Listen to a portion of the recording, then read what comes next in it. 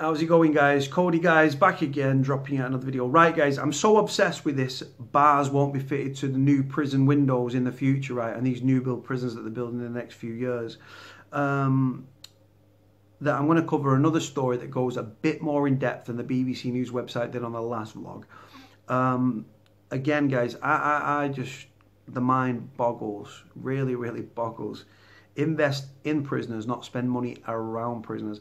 And the thing is, what you've got to look at, right, is, like I said, this Yvonne Jukes, right, this criminologist from Bath, right, from Bath University, who's saying that bars are punitive and they're institutional, right?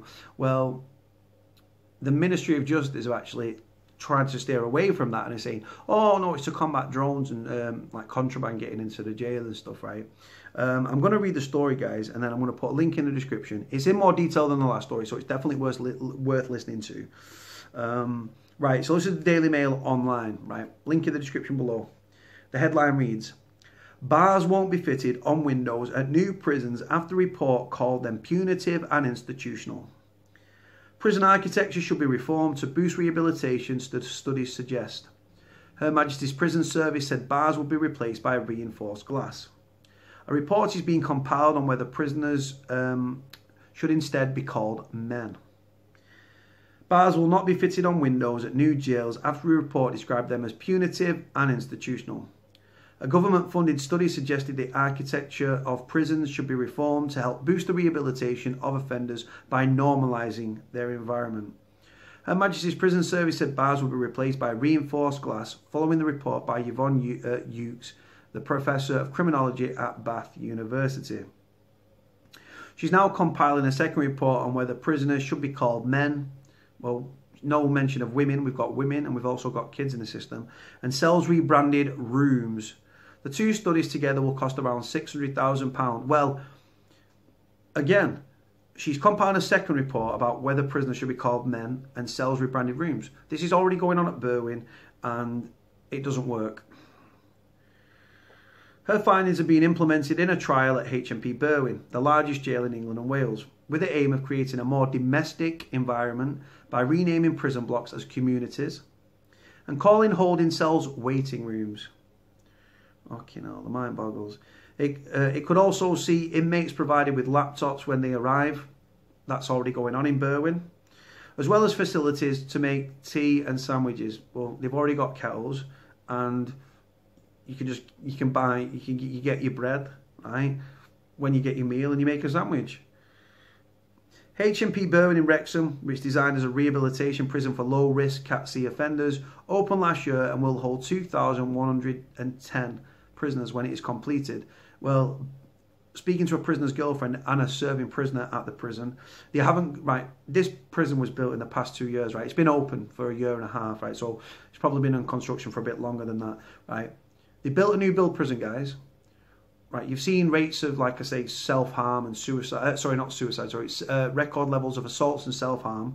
Right, what have they not built on the prison? Yep, they've not built a hospital wing. So they can't. Apparently, they can't house over 1,610 inmates. Officials have confirmed that no new prisons will have bars, which are probably the first image the public traditionally associate with prisons. Professor Jukes told the Daily Telegraph, "It's about difference can prison. Sorry."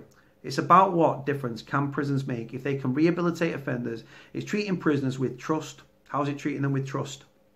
How's it treating them with trust? By taking the bars, right? Treating them with respect and dignity.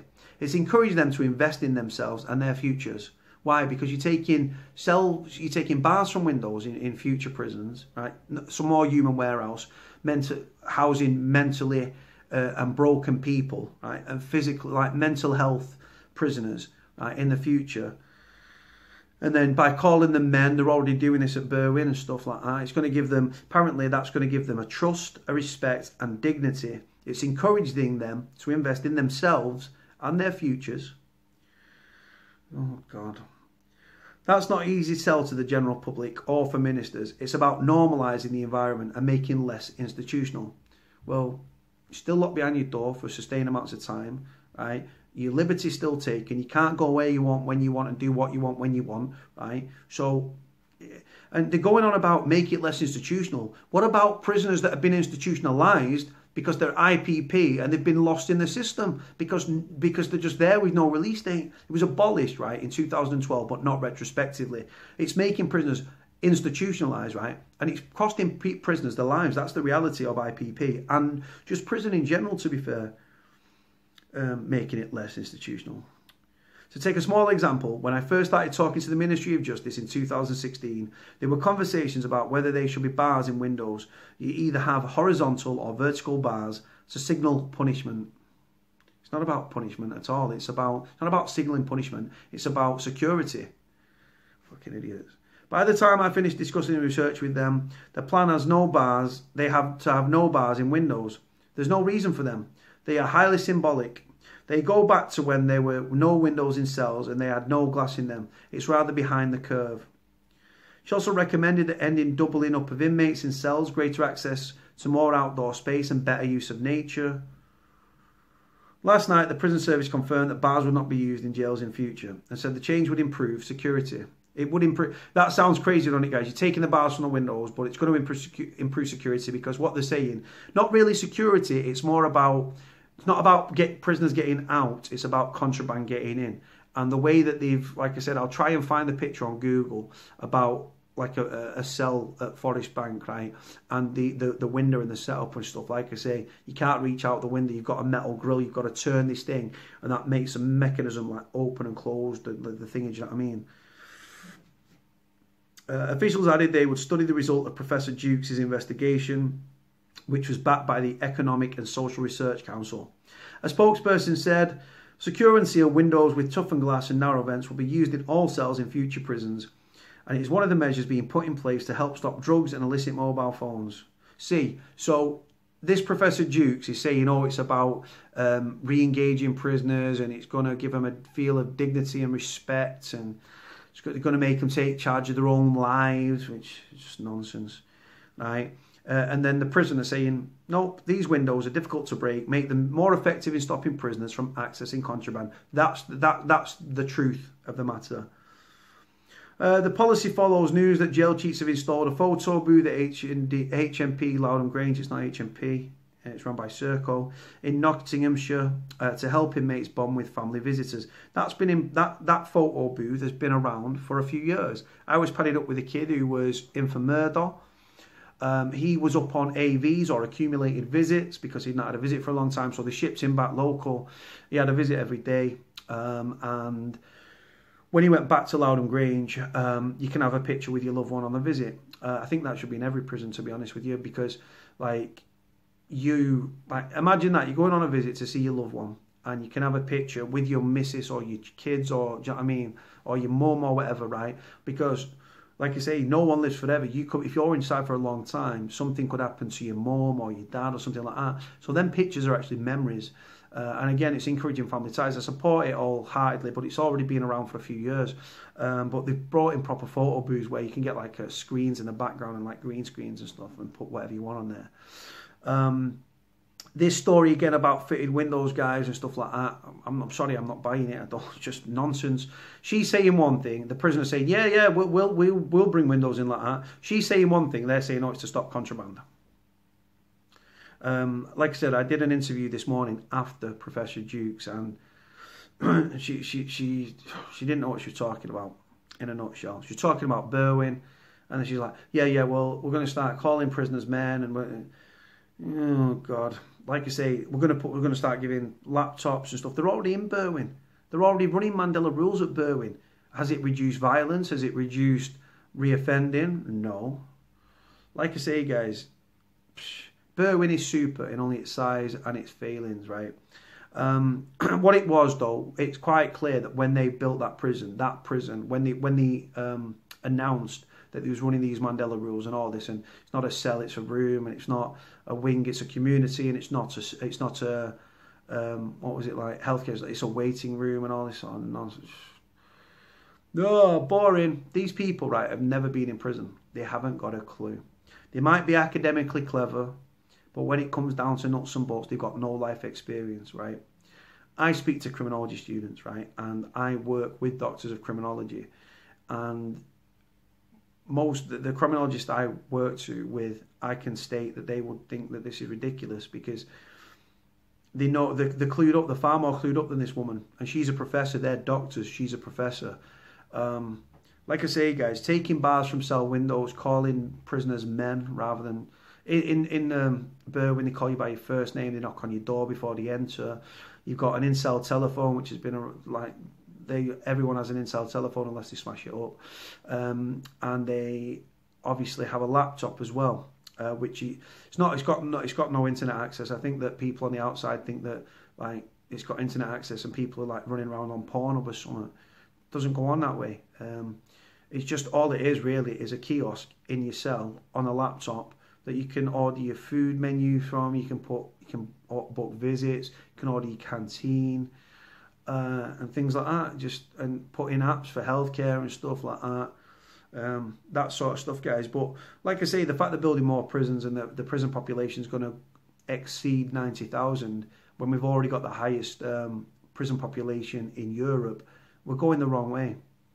We are going the wrong way. Human warehouses, guys. Prison simply doesn't work, and by taking bars from windows and calling prisoners men and knocking on the cell doors before he enter, is that really going to make that prisoner feel like he's got a stake in society upon release?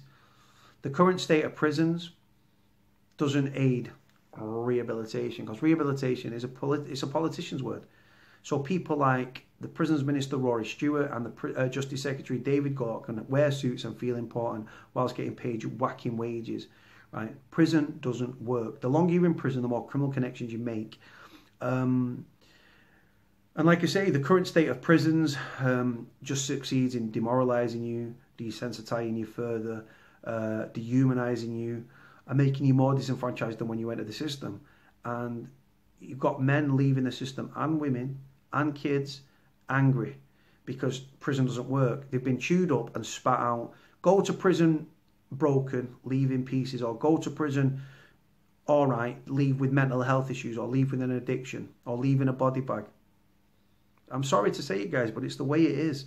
These people on the right side of the tracks that want to brutalise prisoners.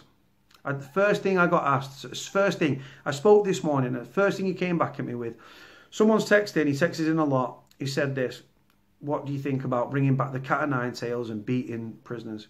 And I said, that doesn't, reoffending rates are through the roof, £15 billion a year, right? Let's hope that these people that want to brutalise prisoners don't start moaning and bitching when there's no police about and they end up getting fucking done over or mugged or whatever the case may be, or their family, by someone that's left prison, gone back to crime because prison doesn't work, right? You've brutalised them, you've made them more demoralised, desensitised, dehumanised and disenfranchised. They go straight back to crime, and there's no police on the streets, there's fewer police on the streets, it's a green light for criminals to commit offences. These people on the right side of the tracks who want to brutalise and demonise prisoners are clueless, ill-informed idiots, right, that have no idea about prison.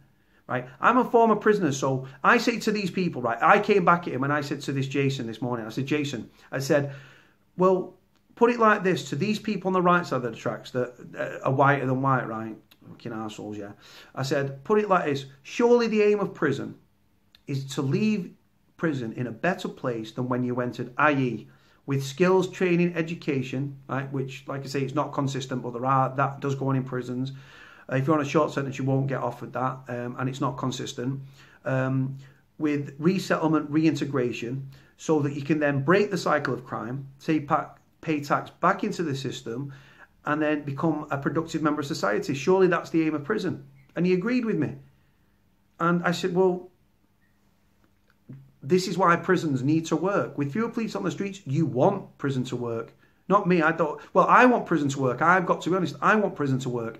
I want prisoners to leave the system, right? Because prison is a young man's game. It's a mug's game long term, right? And like I say, I got into crime to escape from minimum wage because I wasn't academic in school. I saw my mum. She wasn't academic in school. She was struggling to put food on the table.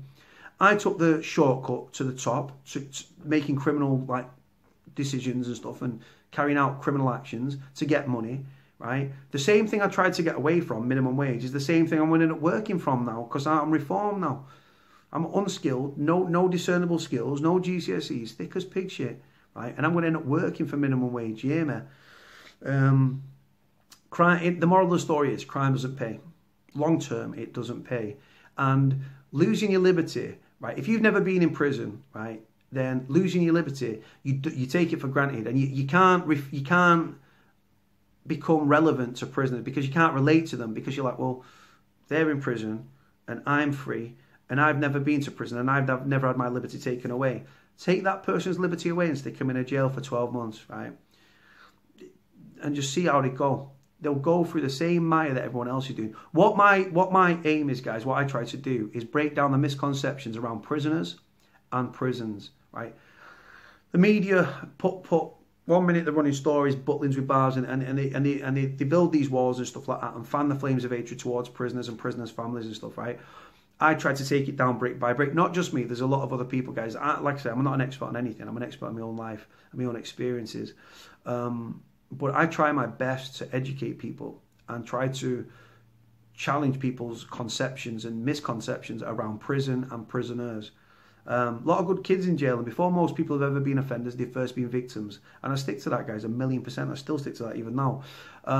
Anyway, guys, I'm going to stop waffling on. I've rambled on for 16 minutes. Let me know what you think about the video, guys. Like, comment, subscribe. Cody out.